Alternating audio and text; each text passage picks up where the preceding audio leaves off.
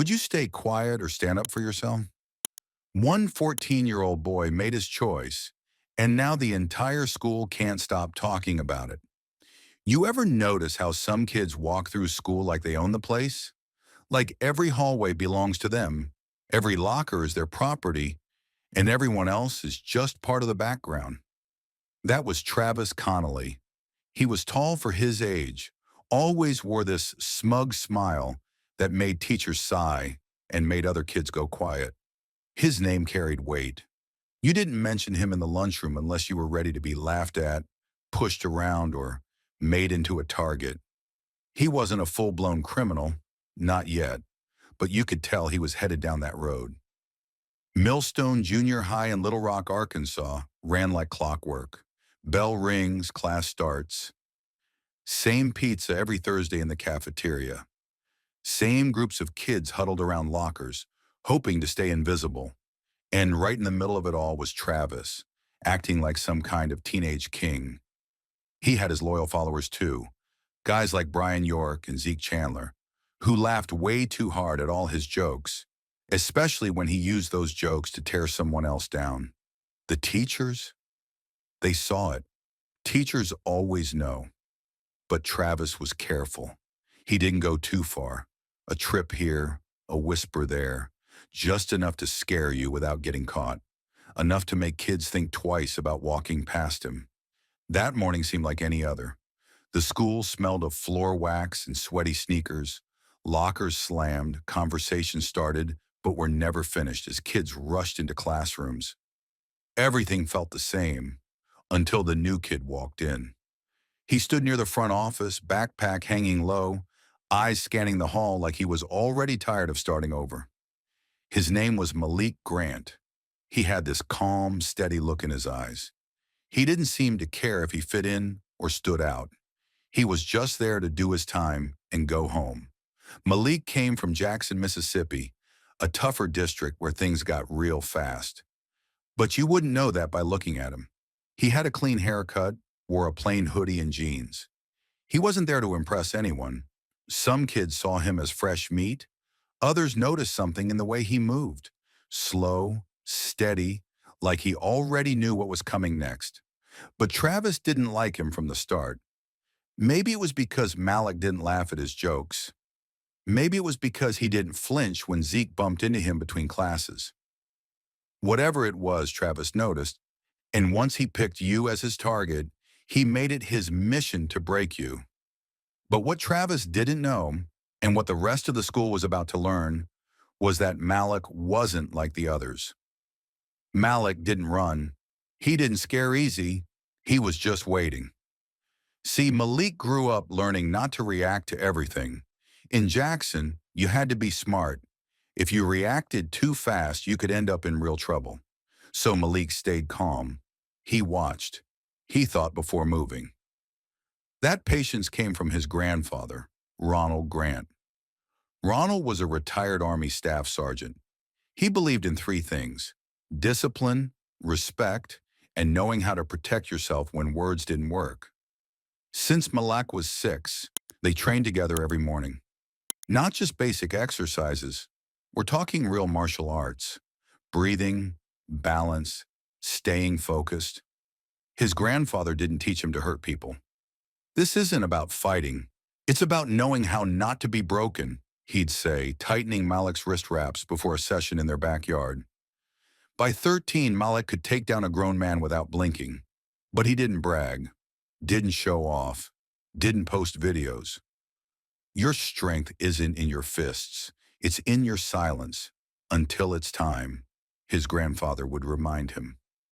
Malik would nod, grab his backpack, and head to school.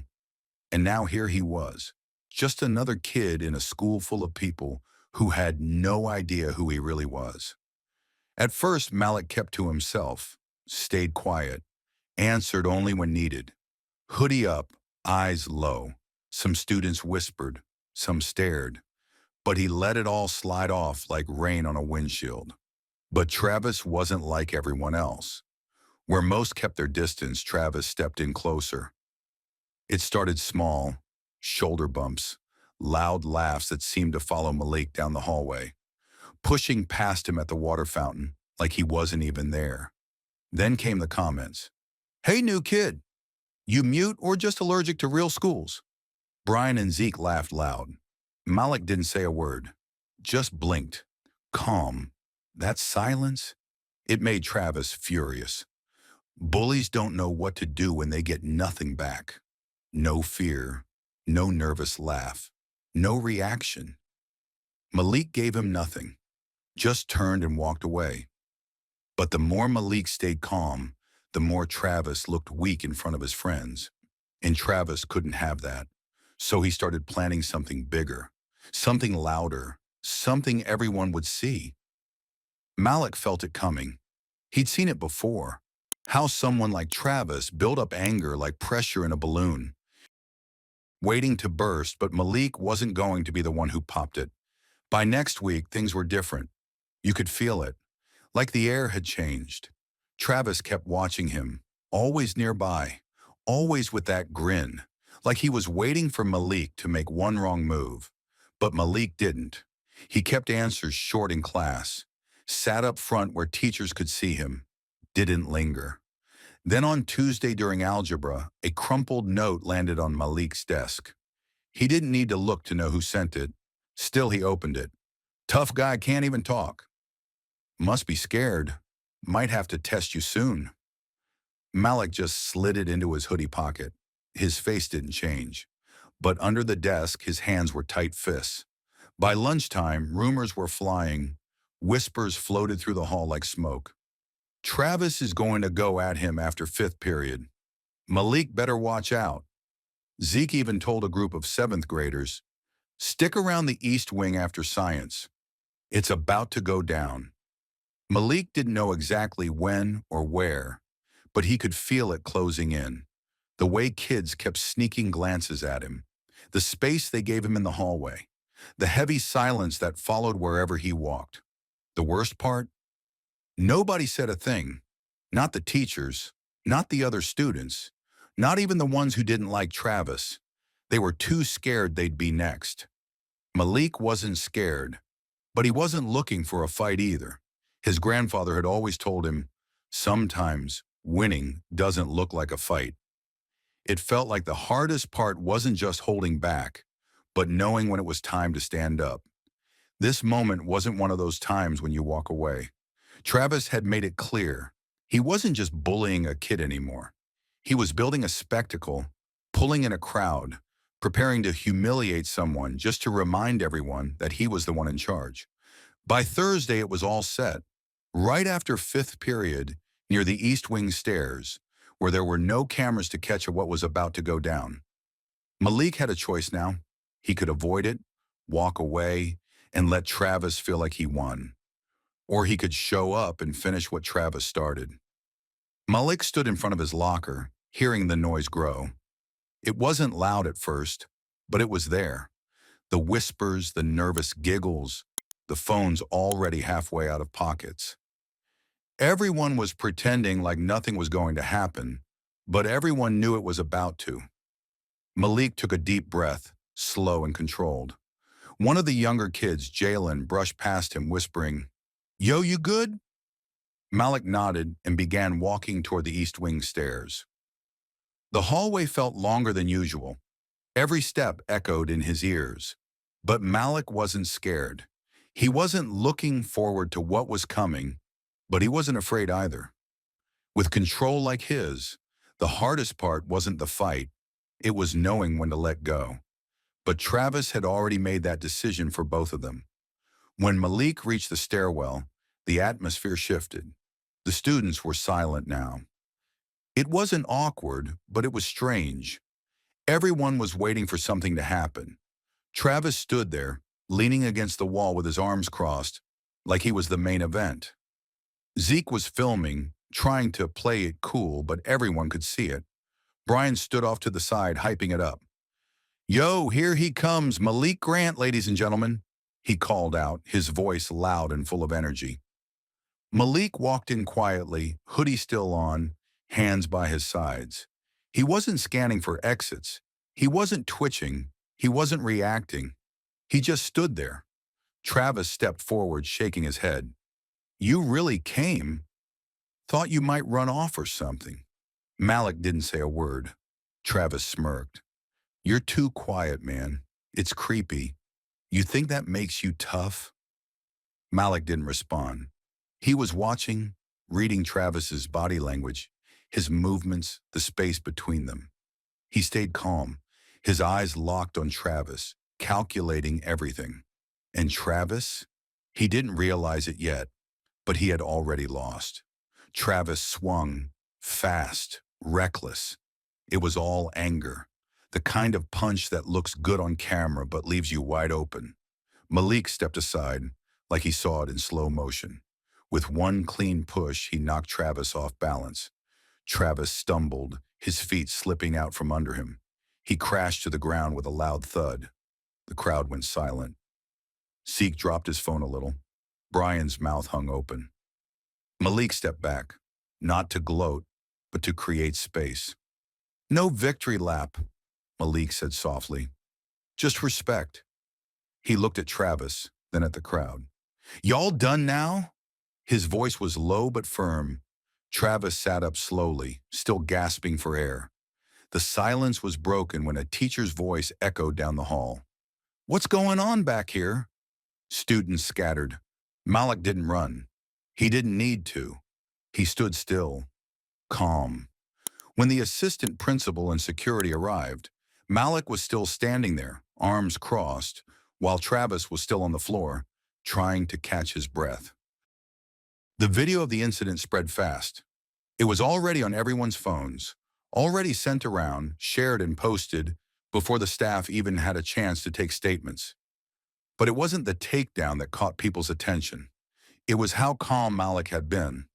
No anger, no boasting, just controlled defense. And when he had the upper hand, he didn't gloat. He just let it be. Later in the principal's office, Travis tried to twist the story. He attacked me for no reason, he said, voice still shaking. But when Principal Dahl showed him the viral video, Travis had no words left. Malik just stared ahead. I told him twice not to touch me, Malik said. No drama, no excuses, just the truth. Both boys were suspended for 3 days due to school policy, but the principal noted that Malik had acted in self-defense. At home, Malik's grandfather, Ronald, was waiting for him. The video had already reached the local Facebook groups, but Ronald didn't shout. He simply asked, You okay? Malik nodded. Did you swing first? No, sir. Did you lose control? No. Then I'm proud of you. Malik didn't boast about what happened. He didn't post about it on social media. He didn't even talk about it unless someone asked. But by the end of the week, the video was on TikTok. People were talking about it outside Little Rock, too. The comments were pouring in. That kid's a ninja. Malik's the kind of friend you want behind you. Others weren't as kind. This is what happens when schools don't handle bullies. Where were the teachers? But the truth was clear. Malik had made an impact, not because of the punch he threw, but because of how he carried himself afterward. The Monday after his suspension, Malik walked back into school like nothing had happened. He kept his head down, his backpack over his shoulder, and his hoodie up.